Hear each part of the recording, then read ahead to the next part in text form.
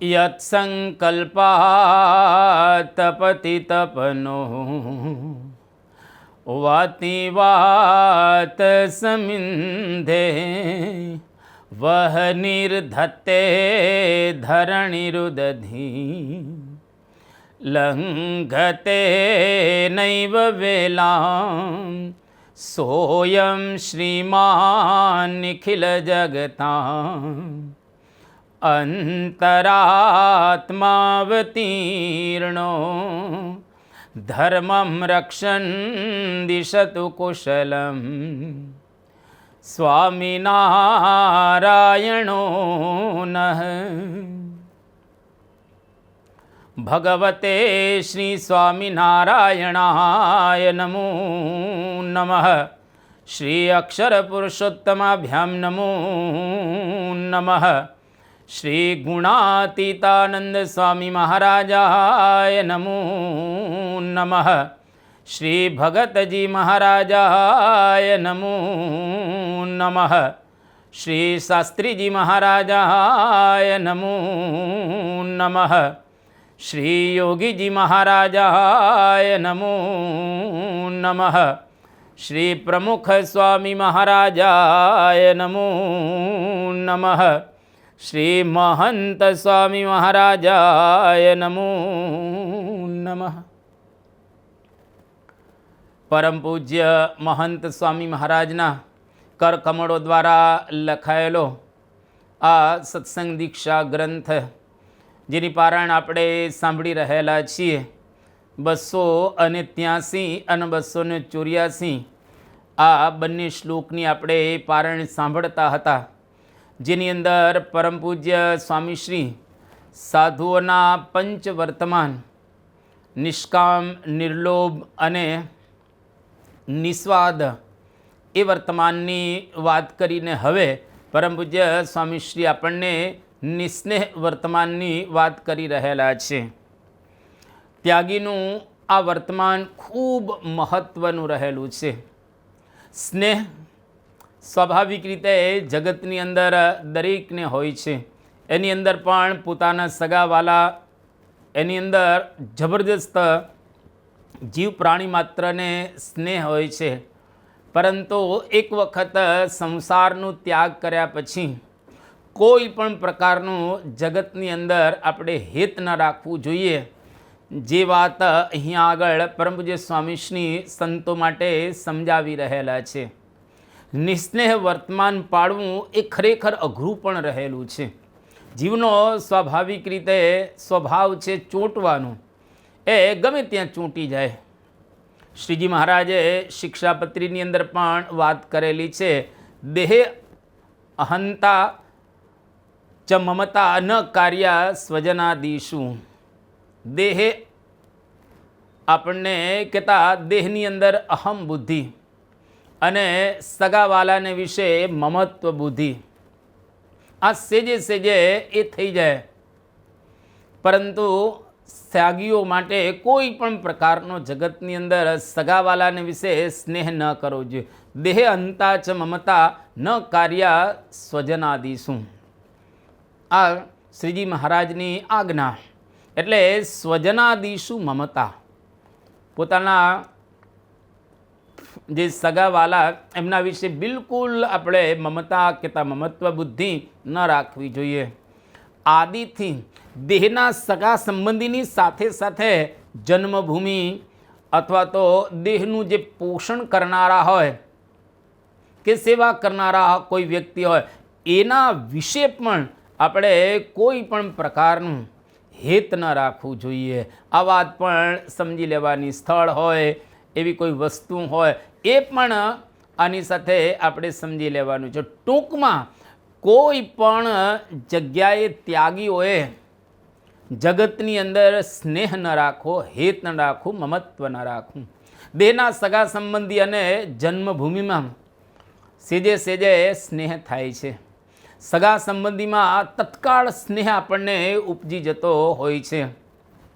જેમ કે વિભાંડક ઋષિ હતા, એના પુત્ર એકલ શૃંગીને સ્ત્રીનો સંસર્ગ એને થવા જ ન દીધો, અને રોમપાદ નામના રાજાને વિશે કહેતા રાજ્યને વિશે દુષ્કાળ પડેલો. આ રોમપાદ રાજાના જે રાજ્યની અંદર દુષ્કાળ આવ્યો. હવે એ વખતે એકલશૃંગી જો ખરેખર રાજ્યની અંદર આવે તો જ સુકાળ થાય, બાકી સુકાળ થાય એવો હતો નહીં. એક વેશ્યા દ્વારા એને ભોળવી અને રાજ્યની અંદર લાવવામાં આવે છે. વિભાંડક ઋષિ અતિશય ત્યાગી હતા. એના દીકરાને પણ આ પ્રકારે એમને દૂર રાખેલો સ્ત્રીથી. અને વિભાંડક ઋષિને ખ્યાલ આવ્યો કે મારો પુત્ર એકલશૃંગી, જેને રાજા રોમપાદ રાજ્યની અંદર રહી ગયા છે, અને ખબર પડી એટલે ભયંકર એ શાપ આપવા માટે તૈયાર થયા અને ત્યાં આગળ જાય છે.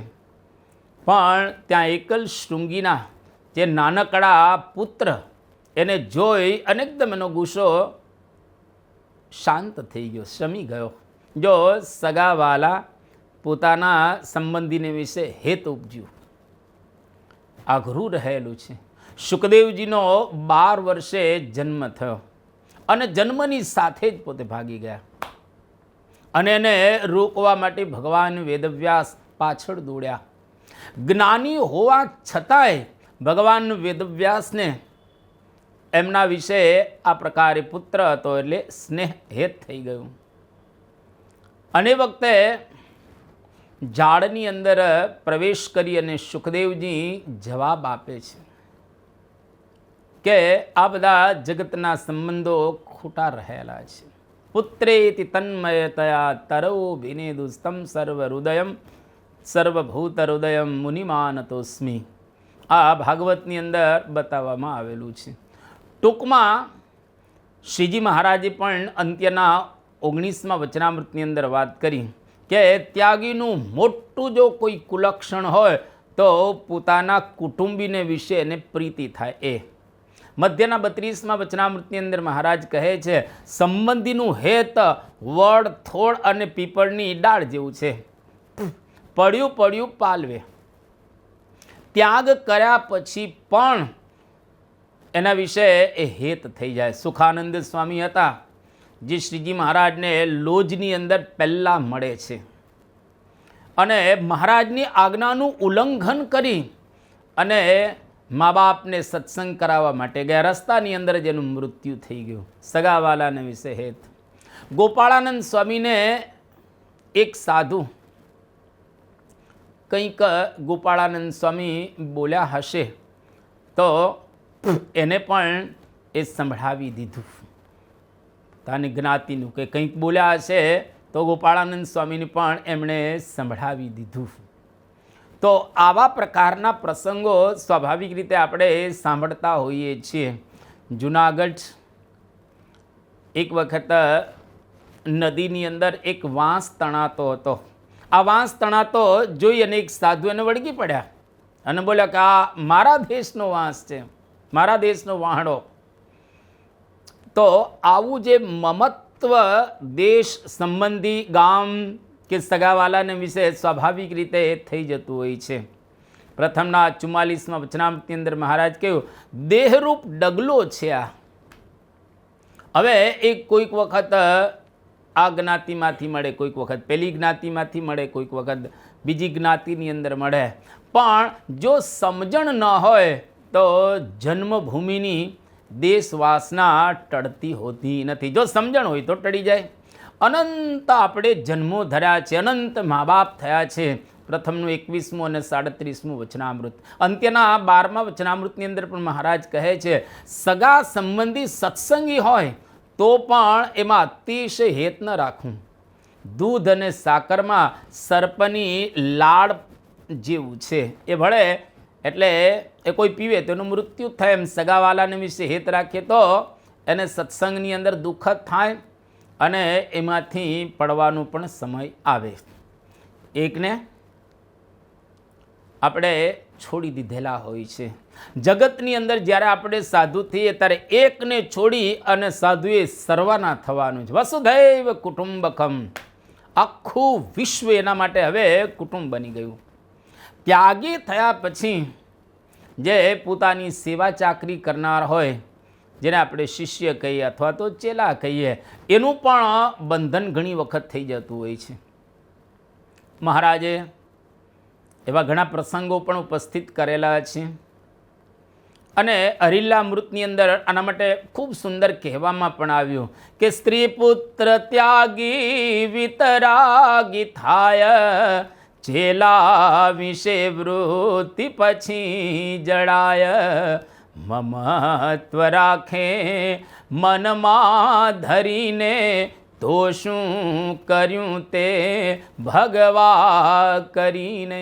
સ્ત્રી પુત્ર ત્યાગી વિતરાગી થાય, સ્ત્રી અને પુત્રનો ત્યાગ કરી અને વિતરાગી કહેતા રાગ રહિત થયો હોય અને મમત્વ રાખે મનમાં ધરીને, તો શું કર્યું તે ભગવા કરીને. મમત્વ સંસારની અંદર રાખે તો પછી એ ભગવાને કલંક લાગે. એટલા માટે હરિલામૃતની અંદર ત્રીજા કળશની અંદર આ 23મું પ્રકરણ એની અંદર વાત કરવામાં આવી. 13મા પ્રકરણની અંદર બ્રહ્માનંદ સ્વામી કેટલા મહાન હતા, પરંતુ છતાંય પોતાના એક શિષ્ય માટે મુક્તાનંદ સ્વામીની સાથે અણબનાવ થયો હતો, જે સ્વામિનારાયણ કરતા બંધ થઈ ગયા હતા. એમનો શિષ્ય જેને ઘરે જવું હતું, મુક્તાનંદ સ્વામીએ સમજાવીને રાખ્યો અને પોતાના મંડળમાં રાખ્યો. તો બ્રહ્માનંદ સ્વામીને એવું થયું કે મારા મંડળનો એક સાધુ શિષ્ય એ મુક્તાનંદ સ્વામી રાખી દીધેલો હતો, તો એમની સાથે બોલવાનું બંધ કરી દીધેલું, જે સ્વામિનારાયણ કરવા ગયાની અઠવાડિયું સુધી. તો આવી રીતે શિષ્યની અંદર પણ સ્નેહ થઈ જાય. જૂનાગઢમાં ગુણાતીતાનંદ સ્વામી ચેલાને મંદિરની સેવા કોઈ સોંપે તો એના ગુરુ સેવામાં ઘણી વખત જવાની ના પાડતા હતા. આવું પણ સ્વામીએ નોંધેલું છે, કહેલું છે. ત્યાગીને પશુ પંખીમાં પણ આસક્તિ ઘણી વખત થઈ જતી હોય છે. તો કોઈ દિવસ ત્યાગીઓએ એની અંદર પણ સ્નેહ ન રાખવો. જેમ ભરતજી હતા, રાજનો ત્યાગ કર્યો છતાં પણ એક મૃગલીની અંદર બંધાઈ ગયા. એક મૃગ કે કારણે ભરત ધરી તિન દેહ, તુલસી હોને કે કૌન ગતિ, ઘટ ઘટ કરત સ્નેહ. રાજપાટનો પરિત્યાગ કરીને ભરતજી મૃગલીની અંદર બંધાઈ ગયા હતા. પરમહંસાનંદ સ્વામી એ ખોજાના ગુરુ હતા. સારસ્વતની 2 વૃત્તિ ભણેલા. ગાયોમાં એક વખત આસન થઈ ગયું, મમત્વ બંધાઈ ગયું. તો ઘણી વખત એને છોડવું પછી અઘરું પડેલું હતું. દેહને અનુકૂળ પદાર્થમાં પણ ઘણી વખત મમત્વ બંધાઈ જાય છે, મમતા બંધાઈ જાય. એક સંત હતા, એને ધોરાજીની ધાબડી ગમી ગયેલી, તો ધાબડીને એ છોડતા ન હતા. મહારાજે પરાણે પરાણે એ ધાબડી છોડાવી. મારી ધોરાજીની ધાબડી રે. તો ઘણી વખત પદાર્થમાં, શિષ્યની અંદર, સ્થાનની અંદર, સગાવાલાની અંદર, દેહની અંદર કે પછી કોઈક વ્યવસ્થાની અંદર કે બીજી ત્રીજી જગ્યાએ સ્નેહ થઈ જાય, આસક્તિ થઈ જાય, મમત્વ થઈ જાય, હેત થઈ જાય, એ ત્યાગીઓએ એનો ત્યાગ કરવો જોઈએ. કોઈ જગ્યાએ ભગવાન સિવાય મમત્વ જ નહીં રાખવાનું. મહારાજના વખતમાં ગોવિંદ સ્વામી, જેની વાત આપણે સાંભળી ગયા કે ગંગામાના દાળ ભાતની અંદર બંધાઈ ગયા. લો, દેહને અનુકૂળ ઘણી વખત સ્થાન એવું આવે તો એની અંદર પણ બંધન થઈ જાય. એમ ભર્તૃહરિ રાજા અને ગોપીચંદ રાજા 2 ત્યાગી હતા અને એક ઓટલા માટે ઝઘડ્યા, જે ખેતી માટે પોતે ઝઘડ્યા. આવું પણ બનતું હોય છે. નર નારાયણાનંદ સ્વામી જોડીની અંદર બંધાઈ ગયા હતા. લો, આસનનું ઘણી વખત મમત્વ થઈ જાય. 2 હાથ ખસે નહીં, સેંકડો કિલોમીટર દૂર ખસે પણ 2 હાથ આસન દૂર ન ખસેડી શકે. આસનનું બંધન, સ્થાનનું બંધન.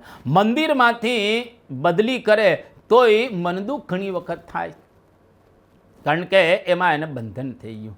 પણ સત્પુરુષ અને ભગવાનની અંદર આપણે બંધાવ, બીજી કોઈ જગ્યાએ સ્નેહ કે હેત ન રાખવું. મધ્યના 57મા વચનામૃતની અંદર મહારાજ કહે છે, ભગવાન વિના અન્ય પદાર્થમાં વધુ હેત હોય તો તે મિનડીયો ભક્ત છે, એ સાચો ભક્ત નથી. અંત્યના 17મા વચનામૃતની અંદર મહારાજ કે ભગવાન વિના બીજે ઠેકાણે હેત કરવું એ અતિ મોટું પાપ છે. ઘણા પ્રકારના પાપ બતાવવામાં આવેલા છે, પણ મોટું પાપ આ રહેલું છે કે ભગવાન વિના બીજી જગ્યાએ હેત થાય. દેહે હંતા ચ મમતા ન કાર્યા સ્વજનાદિશુ. દેહે અહંતા ચ મમતા. કેટલું સરસ મહારાજે કહેલું. સાધુના ધર્મોમાં આ છેલ્લી કલમ રહેલી છે, પણ અભિમન્યુના 7મા કોઠા જેવી કઠણ છે. બધું મુકાય પણ આ ન મુકાય. અહમ અને મમત્વ દોષ માત્રનું કારણ રહેલું છે.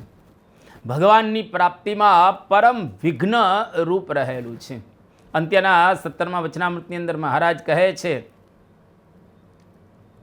કે આ બંને વિઘ્નનું સતતપણું જાણપણું રહે એ માટે આપણને શીખવવા માટે શ્રીજી મહારાજ વનવિચરણ દરમિયાન પુરંજન રાજાનું આખ્યાન અને ભરતજીનું આખ્યાન નિત્ય સંભાળતા. પુરંજન અર્થાત આપણે શરીર નથી, અને ભરતજીના આખ્યાન દ્વારા આપણે એટલું સમજી રાખવાનું કે ભરતજીએ રાજનો ત્યાગ કર્યો પણ મૃગલીનો ત્યાગ ન કરી શક્યા. એટલે સંસારની અંદર કોઈ પણ પદાર્થ કે વ્યક્તિ કે પશુ પંખી કે એ આપણને બંધન ન કરવા. જેટલા માટે શ્રીજી મહારાજ કહે છે કે અમે આ બે આખ્યાન યાદ રાખતા, શરીરની અંદર બંધન ન થાય એટલા માટે પુરંજન રાજાનું આખ્યાન, અને પદાર્થ કે કોઈ વ્યક્તિ કે આવા પશુ પંખીની અંદર બંધન ન થાય એટલા માટે ભરતજીનું આખ્યાન. નિત્ય સંભાળી મહારાજ રાખ. આપણે પણ નિત્ય સંભાળી રાખવા, જેથી કરીને ક્યાંય આપણને બંધન ન થાય. અંત્યના 39મા વચનામૃતની અંદર મહારાજ કહે છે અહમ મમત્વ રૂપી માયા છે, એનો નાશ કરવા આત્મા અને પરમાત્માનો આપણે વેગ લગાડવો. જો આત્મા અને પરમાત્માનો બરાબર રીતે વેગ લગાડ્યો હોય તો અહમ અને મમત્વ રૂપી માયાને આપણે પાર કરી શકીએ.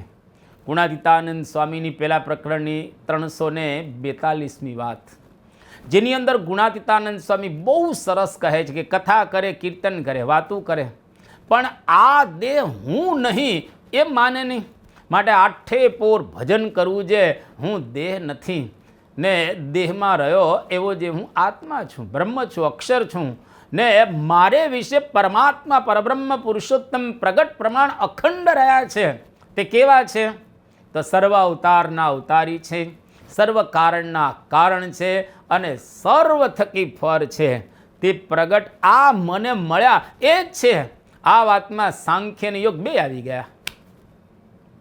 હવે આ પ્રકારે જો આપણે અનુસંધાન રાખીએ કે હું હાથમાં છું. પરમ પૂજ્ય સંત વલ્લભ સ્વામી, જેને આપણે સંત સ્વામી કહેતા હતા, છેલ્લે સુધી આ વાતને વારે વારે દ્રઢાવતા રહ્યા. ત્યાં સંતો બધા ટ્રેનિંગ લે સારંગપુરની અંદર, અને વર્ષો સુધી એક ધારી કથા કરી અને બધાને એમણે ખૂબ જ્ઞાન આપ્યું, સમજણ આપી, દ્રઢતા કરાવી બધી. અને આ કર્યા વિના છૂટકો જ નથી. પ્રથમનું 44મું વચન, જ્યાં સુધી દેહને પોતાનું રૂપ માને છે ત્યાં સુધી એની સર્વ સમજણ વૃથા છે, અને જ્યાં સુધી વર્ણનું કે આશ્રમનું માન લઈને ફરે છે ત્યાં સુધી એને વિશે સાધુપણું આવતું નથી. માટે દેહને, દેહના સંબંધીને વિશે અહમ મમત્વનો ત્યાગ કરી અને પોતાના આત્માને બ્રહ્મરૂપ માની અને સર્વ વાસનાનો ત્યાગ કરીને સ્વધર્મમાં રહ્યો થકો જે ભગવાનને ભજે છે તે સાધુ કહેવાય છે. કેટલું સરસ અહીંયા આગળ કહેવામાં આવ્યું છે. મહારાજ સંતોને કહે છે, બહુ સરસ આજ્ઞા કરી મહારાજે. પછી નાથ કહે સંત સુરા, આમાં કોણ કઠણ વ્રતે પૂરા. જેવા છે આ આત્માનંદ, તેવા હો તે બોલો મુનિ ઇન્દ્ર. પછી સંત ઊભા જોડી હાથ, જેમ કહો તેમ કરીએ નાથ, કહો તો મટકું ન ભરીએ મીટે, કહો તો અન્ન ન જમીએ પેટે, કહો તો પીવું, કહો તો તજીએ છાદનનો સંગ, રહીએ હિમમાં ઉઘાળે અંગ, કહો તો પીવું તજી દઈએ પાણી, રહીએ મૌન ન બોલીએ વાણી, કહો તો બેસીએ આસન વાળી, નવ જોઈએ આ દેહ સંભાળી, એમ હિંમત છે મન માય, તમે કહો તે કેમ ન થાય, એમ બોલ્યા જ્યારે મુનિજન, સોણી પ્રભુજી થયા પ્રસન્ન. આટલું બધું જ્યારે મુનિઓએ વાત કરી કે મહારાજ તમે જેમ કહો એમ અમે કરવા માટે તૈયાર છીએ, આટલું બધું જે આપણે હમણાં સાંભળી ચૂકેલા એ બધું જ મુનિઓએ સાધુએ મહારાજને વાત કરી. બધું સાંભળીને શ્રીજી મહારાજ હવે જે કહે છે ને અગત્યનું છે. કહે નાથ સુણો સાધુ શૂર, એ તો અમને જણાય જરૂર, તમે બોલ્યા તે સર્વે સાચું, બીજા માય પણ નથી કાચું, એક એકથી અધિક છો તમે, એવું જાણ્યું છે જરૂર અમે. એક વાત કહું માનો તે, આપણે આત્મા નહીં દેહ, માનો ચૈતન્ય રૂપ તમારું, દુઃખ રૂપ દેહ તેહ ન્યારું. ભક્ત ચિંતામણીના 71મા પ્રકરણની અંદર 31 થી 37 કડીની અંદર આ વાત કરવામાં આવેલી છે. કેટલું અદ્ભુત શ્રીજી મહારાજ એની અંદર માર્ગદર્શન આપે છે. બધા સંતોએ કહ્યું કે મહારાજ આવી અમારી તૈયારી છે, તમે જેમ કહો તેમ. મહારાજે કહ્યું એ બધું જ બરાબર છે, પણ માનો ચૈતન્ય રૂપ તમારું, દુઃખરૂપ દેહ તે ન્યારું. આપણે આત્મા છીએ, ચૈતન્ય છીએ, આપણે દેહ રહેલા નથી. આવું તમે માનો જાણો.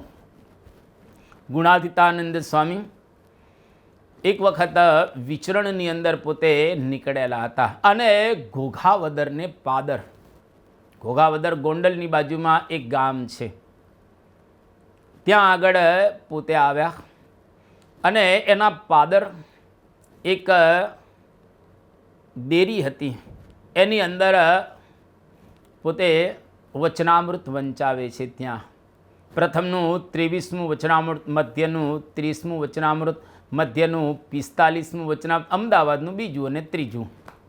આ બધા વચનામૃતો વંચાવીને ગુણાતીતાનંદ સ્વામી એવું બોલ્યા કે આ વચનામૃત તો જાણે સાંભળ્યા જ નહોતા. આ વચનામૃત સાંભળતા એમ જણાણું જે કોટી કલ્પ સુધી એમ કર્યા વિના છૂટકો જ નથી. ગમે તેવો હશે એને આ કરવું જ પડશે. આવું ગુણાતીતાનંદ સ્વામી સ્પષ્ટ ત્યાં આગળ કહ્યું. મહારાજે શિક્ષાપત્રીનો 196મો શ્લોક લખેલો છે, જેની અંદર શ્રીજી મહારાજ સંતો માટે વાત સમજાવી રહેલા છે કે આર્ષભો ભરત પૂર્વમ જડ વિપ્રો યથા ભુવિ, અવર્તતાત્ર પરમ હંસેર્વૃત્યમ તથૈવ તૈઃ.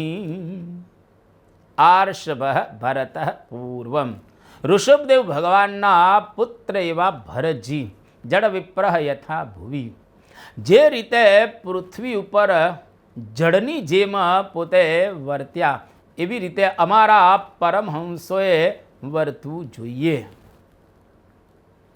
વાસુદેવ મહાત્મ્ય, જેના 23મા અધ્યાયની અંદર 30મો શ્લોક, એમાં 4 પ્રકારના સંન્યાસી જણાવ્યા છે. અહીંયા આગળ જડ વિપ્રો યથા ભુવિ જે વાત કરે, 4 પ્રકારના સંન્યાસી.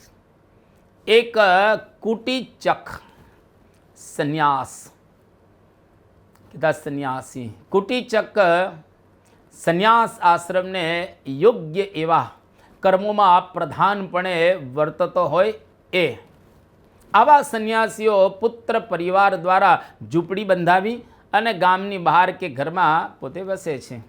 ચોટલી રાખે, કૌપીન અથવા તો ભગવા વસ્ત્ર ધારણ કરે, જનોઈ કમંડલો વગેરે ધારણ કરે છે, ત્રિદંડ રાખે છે અને એ બધા સંબંધી કે પોતાના ઘરેથી પણ ભિક્ષા ગ્રહણ કરે છે, જેને આપણે કહીએ કુટીચક. પેલા પ્રકારના સંન્યાસી 4 પ્રકારના બતાવવામાં આવે છે. બીજા પ્રકારના બહુદક સંન્યાસી.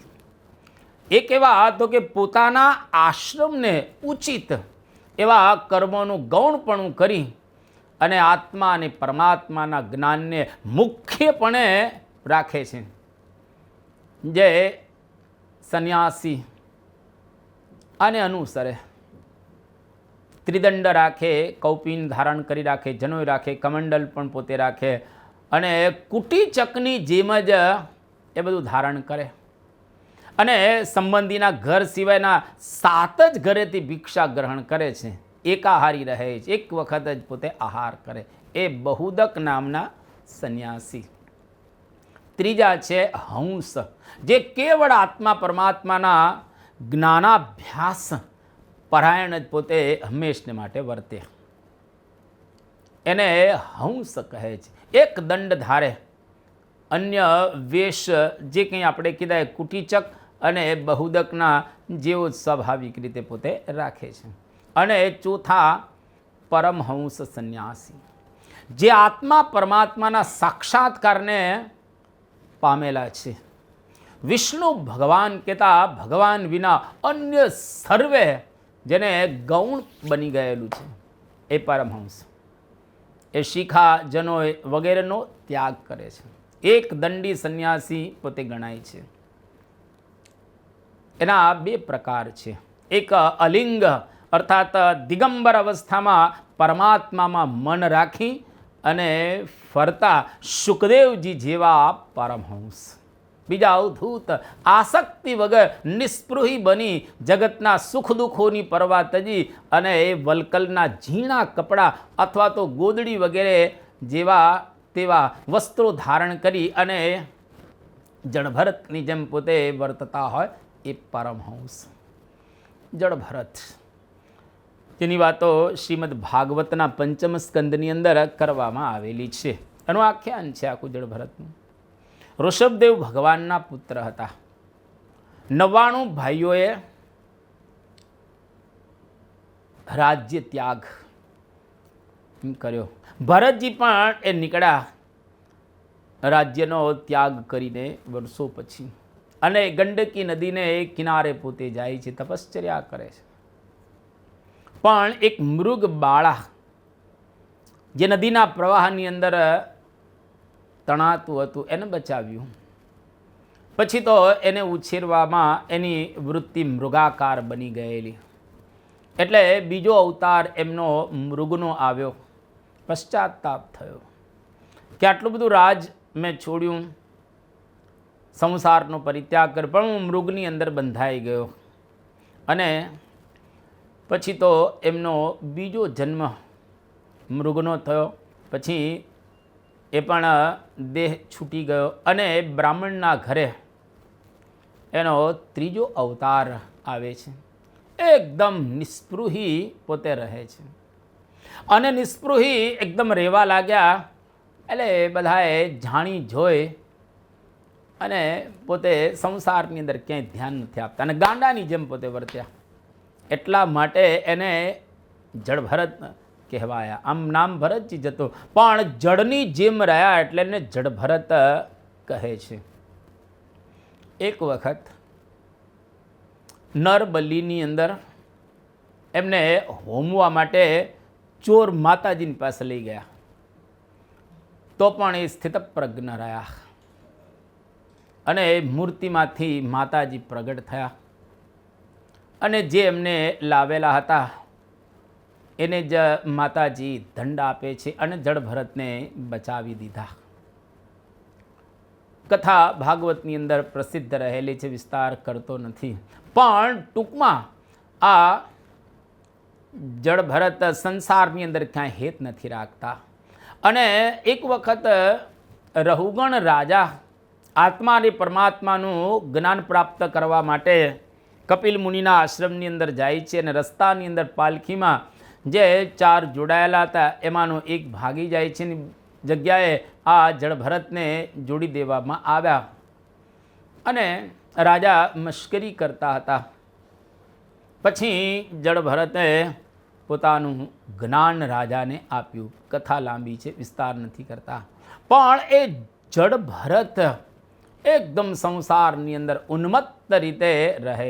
જડભરતની રીત, જડભરત પાગલ, જડ, આંધળા અને બહેરા જણા હોય એવી રીતે પોતે વર્તતા હતા. વરસાદમાં બળદની પેટે ખુલ્લા શરીરે રહેતા, પૃથ્વી પર પોતે સૂઈ જતા, ચોડીને નહાતા પણ નહીં, ફાટેલું વસ્ત્ર મેષને માટે વીંટતા, જનોય અથવા તો મેલા ઘેલા વસ્ત્ર પોતે રાખતા, ચોખાની કણકી પોતે ખાઈ લેતા, તલનો ખોળ, ધાન્યના ફોતરા, સડેલા અડદ, આવું બધું પોતે ખાતા. તપેલીમાં નીચે દાજેલા અન્નને અમૃત તુલ્ય માનીને ખાઈ જતા. મહારાજે પરમહંસોમાં જડભરતની રીત પ્રવર્તાવેલી. આ શ્લોકમાં આ જ આજ્ઞા કરે છે. જડભરતની રીતે વર્તાવવા માટે મહારાજે પણ ઘણા પ્રકરણો ફેરવેલા. ટૂંકમાં આ નિસ્નેહી વર્તમાન જે પરમ પૂજ્ય સ્વામીશ્રી यहाँ આગળ બતાવી રહ્યા છે, શ્રીજી મહારાજે પણ કહેલું છે, ટૂંકમાં ક્યાંય સંસારની અંદર હેત ન રાખવું. જડભરતની રીત અર્થાત નિત્ય નિસ્પૃહ રહેવું, નિત્ય જડભરતની વાત કરવી, નિત્ય દેહની નિંદા કરવી, આત્માનો નિત્ય વિચાર કરો, પાથર્યા વિના ભૂમિ પર સૂઈ જવું, રાત્રિએ વગડે એકબીજાનો શબ્દ ન સંભળાય એમ રહેવું. મહારાજે ઘણી વાત કરેલી છે. મહારાજે એવા પ્રકરણો ફેરવ્યા. શિયાળામાં પાણીમાં શ્રદ્ધા પ્રમાણે બેસવું, શરીરે સર્પ વીંછી ચડે તોય બેસી રહેવું, ઉઘાડે પગે ચાલવું, ગાંડા વગેરે વર્તે એવી રીતે વર્તવું, ગાડા વગેરે વાહનની અંદર બેસવું નહીં, ઝાડ તળે બેસવું નહીં, આવા બધા નિયમો મહારાજે આપેલા.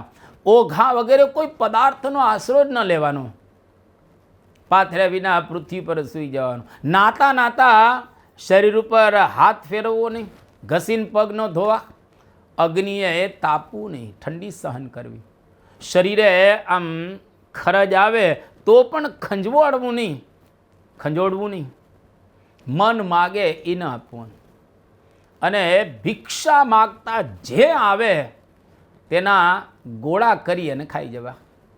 સારી ભિક્ષા મળે ત્યાંથી ફરી લેવા માટે નહીં જવાનું અને ત્યાંથી ભાગી જવાનું. ખટરસ ન ખાવા, પશુ ન રાખવા, કોઈ અપમાન કરે એ સહન કરી લેવું. દેશમાં ફરવા જાય અને ત્યાં કદાચ સન્માન થાય એટલે ગામ બદલી નાખવાનું. આવા બધા નિયમો મહારાજે પરમહંસોને આપ્યા હતા. પરમહંસો આ પ્રમાણે વર્ત્યા. પાછા ગુણાતીતાનંદ સ્વામીના શરીરની અંદર સ્વામી ચાલતા તો રસ્તાની અંદર શૂળો આવે તો પગની અંદર તો પગરખા કે ચંપલ પહેરેલા ન હોય અને શૂળ કડકડ બોલે, ભાંગી જાય પણ વાગે નહીં, એટલા કડક પગ થઈ ગયેલા ગુણાતીતાનંદ સ્વામીના. નિષ્કુળાનંદ સ્વામી એના કાવ્યની અંદર લખેલું છે. અને નિષ્કુળાનંદ સ્વામી પોતે જડભરતનો અવતાર હતા.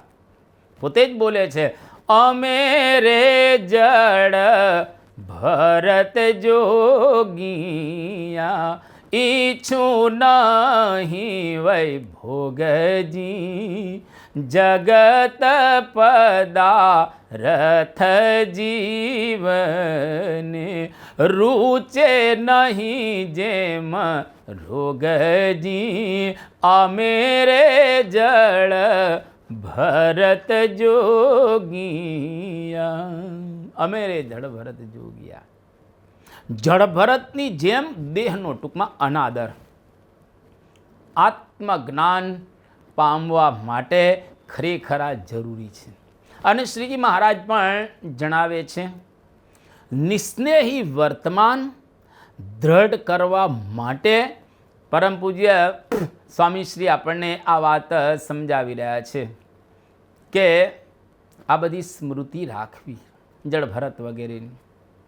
શ્રીજી મહારાજ પણ આ બધી સ્મૃતિઓ રાખતા વન વિચરણ દરમિયાન નિત્ય જળભરત અને પુરંજનનું આખ્યાન સંભાળતા. અંત્યના 17મા વચનામૃતની અંદર પણ મહારાજ વાત કે ભરતજીનું આખ્યાન ચમત્કારી આખ્યાન છે એવી વાત કરેલી છે. ટૂંકમાં ચમત્કાર એ થયો કે રાજપાટનો પરિત્યાગ કર્યો અને મૃગલીની અંદર બંધાઈ ગયા. એ બહુ ખરાબ થયું. નિસ્નેહી વર્તમાન એટલે કોઈ જગ્યાએ આસક્તિ નહીં. અંત્યના 19મા વચનામૃતની અંદર મહારાજે કહ્યું ત્યાગીના 2 કુલક્ષણ, એક તો સગા વહાલાની વિશે એમને હેત થઈ જાય તે. અંત્યનું 12મું વચનામૃત અને અંત્યનું 19મું વચનામૃત આ બેનો સરખો લગભગ ભાવાર્થ રહેલો છે. મધ્યના 32મા વચનામૃતની અંદર મહારાજે વાત કરી કે થોડ પીપરની ડાળ એક જગ્યાએથી બીજી જગ્યાએ વાવતો ઉગી નીકળે, એવી જ રીતે આ સગાવાલાનો જે પ્રેમ છે, સ્નેહ છે, એનું પણ એવું જ થાય. એના દ્વારા આપણને હેત પ્રેમ કે આસક્તિ થઈ જાય. એક બાઈ પોતે સંસારનો ત્યાગ કરી અને સાધ્વી બની ગયા અને એમના ઘરના લોકો વારે વારે એને પત્ર લખે અને પત્ર આવે એટલે વાંચે નહીં અને ફાડીને નાખી દે. એક વખત એ પત્ર વાંચ્યો આ સાધ્વીએ અને એની અંદર લખેલું હતું કે ભાઈને અકસ્માત થયો છે, બાપુજી બીમાર છે, મધર પણ અત્યારે એવી અવસ્થાની અંદર રહેલા છે. આ બધા સમાચાર એને સાંભળ્યા એટલે ઘર યાદ આવી ગયું, સગાવાલાનો સ્નેહ યાદ આવી ગયો અને એ આશ્રમનો પરિત્યાગ કરી અને ઘરે જતી રહી. તો કોઈક વખત આવું બનતું હોય છે કે સગાવાલાનો આપણને કાગળ આવે એના વિશે જે સ્નેહ એ સ્નેહ યાદ આવી જાય અને ઘરની અંદર આપણે પાછા ગોઠવાઈ જતા હોઈએ છીએ. યુએન સંઘ ચીનથી લગભગ 7 વર્ષની આજુબાજુ ભારતની અંદર ફરે છે. ઘણા મતાંતરો એની અંદર રહેલા છે પણ ભારતની અંદર એ ફરે છે. અને શિલોંગ ત્યાંથી એ પોતે ગયા અને ચીનનો પંખો જોયો હવા નાખવાનો અને એકદમ રડી પડ્યા. પોતાનો દેશ યાદ આવી ગયો. જો દેશને વિશે વાસના ટાળવી અઘરી છે. ગીરમાં કેટલા જુનાગઢ બાજુ ગીરની અંદર એક વાંસ તણાતો જતો હતો અને એક સાધુને વળગી પડ્યા. ઓહો, મારા દેશનો આ વાંસલો આ બહુ અઘરું છે, આપણે સાંભળી ચૂકેલા છીએ. તો નિસ્નેહી વર્તમાન ખરેખર અઘરું રહેલું છે અને એવા નિસ્નેહી પુરુષો પણ આજે આપણે સંસારની અંદર જોઈએ છીએ. પહેલાં પણ એવા સંસારની અંદર નિસ્નેહી પુરુષો હતા. ગુણાદિતાનંદ સ્વામી તમે જો મૂળજી ભક્ત જ્યારે સંસારનો પરિત્યાગ કરીને શ્રીજી મહારાજની પાસે કે મારે કેવું ઘર બાળીને આવ્યા છે કે ના બાળીને નથી આવ્યો, એમને આવ્યો છે, જાઓ ઘર બાળીને આવો. અને મહારાજની આજ્ઞાથી ઘર બાળવા માટે જ્યારે નીકળ્યા મહારાજ પાછા બોલાવી લે છે મુક્તાનંદ સ્વામીના કહેવાથી, નહીતર તો બાળીને આવી જતા. જળભરત જેવા હતા મહારાજ પણ એને જળભરત કહેતા. યોગીજી મહારાજ અરે એમનું પૂર્વાશ્રમનું ગામ ધારી હતું. યોગીજી મહારાજ ધારીનું નામ જ કોઈ દિવસ લેતા ન હતા. એવું જબરજસ્ત એમને નિસ્નેહી વર્તમાન હતું. પરમ પૂજ્ય પ્રમુખ સ્વામી મહારાજ 1972માં ચાણસદના નામવાળી ધૂન યુવકો બોલાવ્યા સ્વામીશ્રીએ ના પાડી કે નહીં બોલવાની, કારણ કે એ ધૂનની અંદર ગામનું નામ આવે, એ ગામનું નામ જ ન લેવાય. પરમ પૂજ્ય સ્વામીશ્રી આવું યુવકોને પોતે કહેતા હતા. એમનો ભત્રીજો અશોક ગોંડલ ગુરુકુળની અંદર અભ્યાસ કરે અને માંદો થયો અને ચાણસદ મૂકવા સાહેબ જતા હતા અને બોચાસણમાં પરમ પૂજ્ય સ્વામીશ્રીને મળ્યા. માંદગીની બધી વાત સ્વામીશ્રીને બધી કરી, રસ લીધો સ્વામીશ્રીની અંદર, પણ જાણ્યું કે ભત્રીજો છે આ, વાત જ બંધ કરી દીધી. બિલકુલ પછી સ્વામીશ્રીની અંદર રસ નથી લેતા. સ્વદેશ અને સગા સંબંધી સાથે સ્નેહ તોડી અને વસુધૈવ કુટુંબકમની ભાવના સાથે સાધુએ રહેવું જોઈએ. આ સાધુઓનું કર્તવ્ય રહેલું છે. તો અહીંયા આગળ આ નિસ્નેહી વર્તમાન સાધુઓના જીવનની અંદર અતિ અગત્યનું વર્તમાન રહેલું છે. ટૂંકમાં કહીએ તો શરીર, શરીરના સગા સંબંધીઓ અને શરીરને કે મનને જે ગમે એમાંથી નિસ્પૃહી થઈ અને ભગવાન અને આત્માની અંદર રમમાણ રહેવું, તો એ નિસ્નેહી વર્તમાન દ્રઢ થયું ગણાય. હવે પરમ પૂજ્ય સ્વામીશ્રી નિર્માની વર્તમાનની વાત કરી રહેલા છે. પ્રથમનું 56મું વચનામૃત, જેની અંદર મહારાજે વાત કરી, જેમ બાળક હોય એ દિવસે એને કોઈ માનનો ઘાટ ન હોય, એને કોઈ સંકલ્પ જ ન હોય, એવી જ રીતે સાધુ ગમે તેટલી પૂજા થતી હોય પણ બાળકની પેઠે માન રહિત વર્તવું. સંવત 1916ની સાલ જુનાગઢની અંદર ગુણાતીતાનંદ સ્વામી પોતે ચોક વાળતા હતા. ત્યારે એક આશ્રમના મહંત એમની પાસે આવ્યા અને પૂછ્યું કે આ મંદિરના મહંત કોણ છે? ગુણાતીતાનંદ સ્વામી કહ્યું કે સભા મંડપની અંદર બેસો, હમણાં આવશે. અને આ મહંત હતા તરણેતરના મહંત. એમણે કહ્યું કે હમણાં બેસો, આવવાના છે, તમે ત્યાં તમને મળશે. અને ગુણાતીતાનંદ સ્વામી ચોક વાળી અને પછી ત્યાં આગળ એમને મળ્યા, કપડાં બપડા બદલાવીને. એ કે સ્વામી તમે જ મહંત? કે હા હું જ મહંત છું. એ કે પણ તમે હમણાં તો ચોક વાળતા હતા ને, કે અમારે તો સેવા કરે મહંત, બધા જ મહંત છે, સેવા કરે તે. એમને ખૂબ આનંદ થયો કે આવા નિર્માની સંત ગુણાતીતાનંદ સ્વામી રહેલા છે. 1966માં મુંબઈની અંદર જે ગુણાતીતાનંદ સ્વામી એમની આ પરંપરા આખી આપણે કહીએ તો યોગીજી મહારાજ એવા જ નિર્માની સંત, અને 4 સંતો જે દેવકૃષ્ણાચાર્યજી અને વિમલ શંકર શાસ્ત્રી એની પાસે બધા ભણતા હતા, 4 સંતો. અને દાદર મંદિરે યોગીજી મહારાજ ત્યાં આગળ વિરાજમાન હતા અને યોગીજી મહારાજના દર્શને આ દેવકૃષ્ણાચાર્યજી અને વિમલ શંકર શાસ્ત્રી આવ્યા.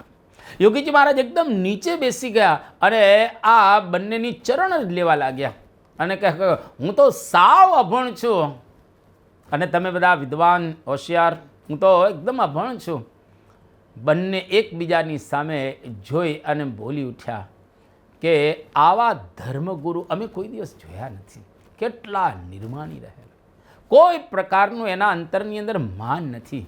ભીષ્મ પિતામહ યુધિષ્ઠિરને બાણ શૈયા ઉપર સૂતા સૂતા વાત કરે છે, તત્વવિત્તો અનહમ બુદ્ધિ તીર્થ પ્રવરમ ઉચ્યતે. અર્થાત તત્વવિત્ત, જેને તત્વ બધા જાણેલા છે, અનહમ બુદ્ધિ, જેની અંદર કોઈ પણ પ્રકારનું માન ન હોય, એ તીર્થ પ્રવરમ ઉચ્યતે, ખરેખર મહાન તીર્થ રહેલા છે.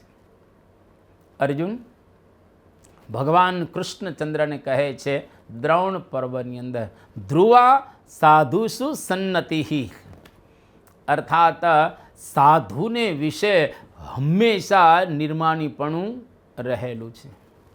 જામનગરની અંદર 2005ની સાલમાં પરમ પૂજ્ય પ્રમુખ સ્વામી મહારાજ પધાર્યા. એક કિશોર 3 દિવસથી નહોતો દેખાતો, સંતોને કહ્યું કે આ છોકરો દેખાતો નથી, અને પરમ પૂજ્ય સ્વામીશ્રીએ સંતોને કહી અને એને બોલાવ્યો અને કહ્યું કે કેમ દેખાતો નથી? 3 વર્ષ પહેલાં એ કે મારી નાનકડી એક ભૂલ થઈ ગયેલી, એમાં સંતોને કાર્યકર્તાઓ મને વઢ્યા, આથી હું મંદિરે આવતો બંધ થઈ ગયો, અને મને પછી અહીંયા આગળ રસ પડતો બંધ થયો. પરમ પૂજ્ય સ્વામીશ્રીએ કહ્યું કે આ તો અમારા નાના સંતો છે, એમની ભૂલ થઈ ગઈ હોય તો હું માફી માગું છું, તું કેમ આવતો બંધ થઈ ગયો?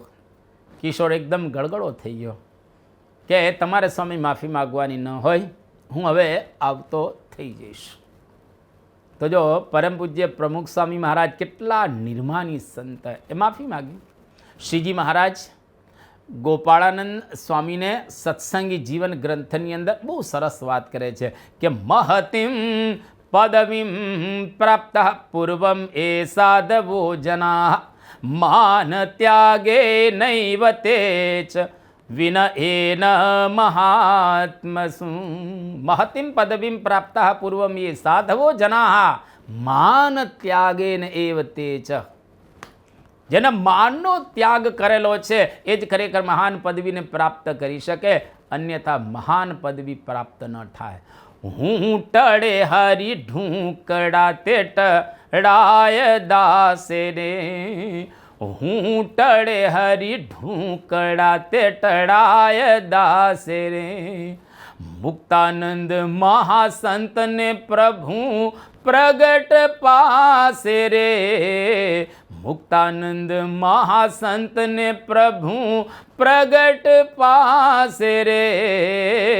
અનુભવીને અંતરે રહે રામ વાસે રે, અનુભવીને અંતરે રહે રામ વાસે રે. હું ટળે હરી ઢૂંકડા તે ટળાય દાસે રે.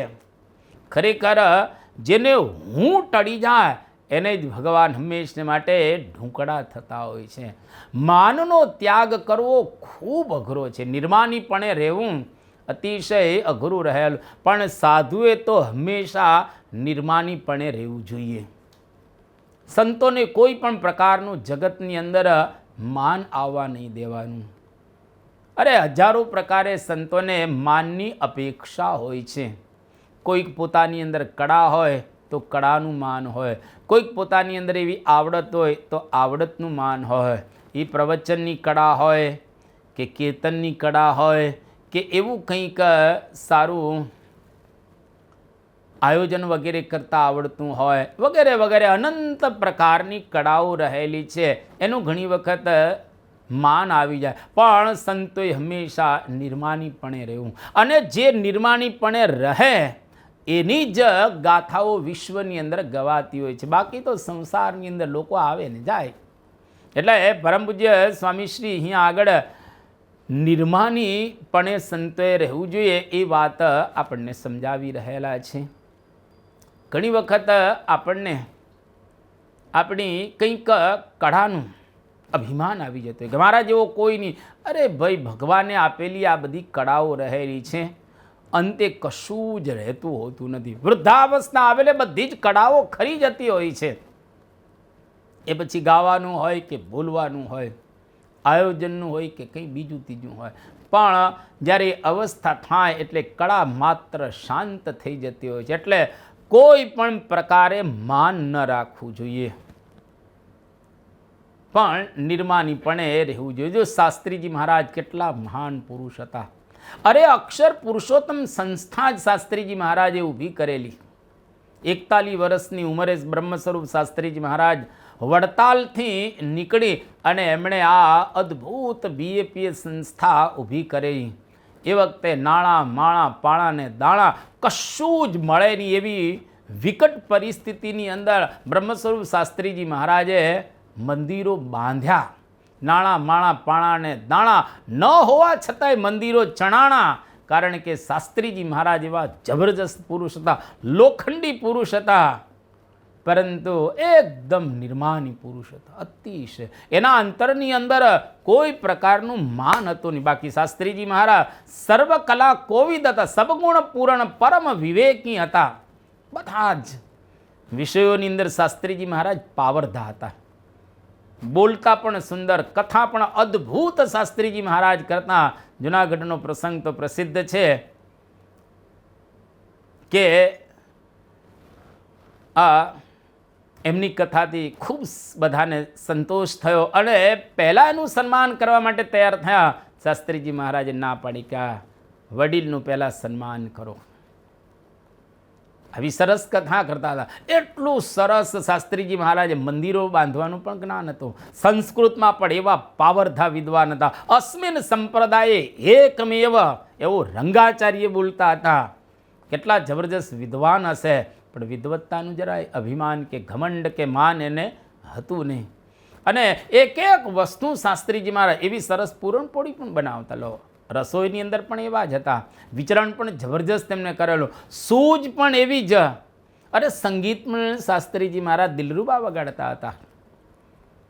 એક કે એક વિષયની અંદર નિપુણ હોવા છતાં શાસ્ત્રીજી મહારાજ એવું બોલતા કે હું અક્ષર પુરુષોત્તમનો બળદિયો છું. લો, અમે અક્ષર પુરુષોત્તમના બળદિયા છીએ. જેમ બળદિયો હોય એ બધું જ કામ કરે, શાસ્ત્રીજી મહારાજ બધું જ પોતે અતિશય નિર્માની.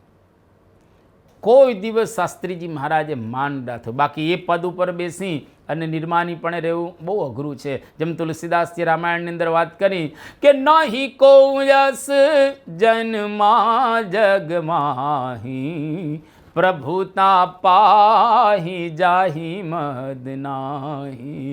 નહીં કો યસ જન્મા જગમાહી પ્રભુતા પાહી જાહી મદ નાહી. નહીં કો યસ જન્મા જગમાહી પ્રભુતા પાહી જાહી મદ નાહી. આ દુનિયામાં એવો કોઈ પેદા થયેલો નથી જે ગાદી ઉપર બેઠેલો હોય, પ્રભુતા જેને મળેલી હોય, પાહી જાહી મદ નાહી. જેને મદ, અભિમાન, દર્પ, ઘમંડ કે ગર્વ ન આવે એવો ખરેખર કોઈ પેદા થયેલો નથી. શાસ્ત્રીજી મહારાજ એવા પુરુષ હતા જેને કોઈ ઘમંડ નહીં, અભિમાન, અતિશય નિર્માની હતા. અને યોગીજી મહારાજ તો નિર્માનીનું મૂર્તિમાન સ્વરૂપ હતા, અતિશય નિર્માની. પરમ પૂજ્ય પ્રમુખ સ્વામી મહારાજને તો આપણે જોયેલા જ છે. એક વખત પરમ પૂજ્ય પ્રમુખ સ્વામી મહારાજ પોતે આણંદની અંદર અમૂલ ડેરીની અંદર મુલાકાત લેવા માટે ગયા, પધરામણી કરવા માટે. અને વિવેક સાગર સ્વામી, એનડીડીબીના ચેરમેન ડૉક્ટર કુરિયન, એમને પરમ પૂજ્ય પ્રમુખ સ્વામી મહારાજની ઓળખાણ આપતા હતા કે પ્રમુખ સ્વામી બહુ નિર્માની સંત રહેલા છે. ત્યારે ડૉક્ટર કુરિયન બોલ્યા કે સ્વામી, કહેવાની બિલકુલ જરૂરિયાત રહેલી નથી. એમનું મુખારવિંદ જ કહે છે કે આ નિર્માની પુરુષ રહેલા છે, એકદમ નિર્માની, કોઈ પણ પ્રકારે એને ઘમંડ નહીં. એક વખત ગોંડલની અંદર સંત સંમેલન હતું અને આપણા જ પરિસરની અંદર સંત સંમેલન યોજાયેલું હતું.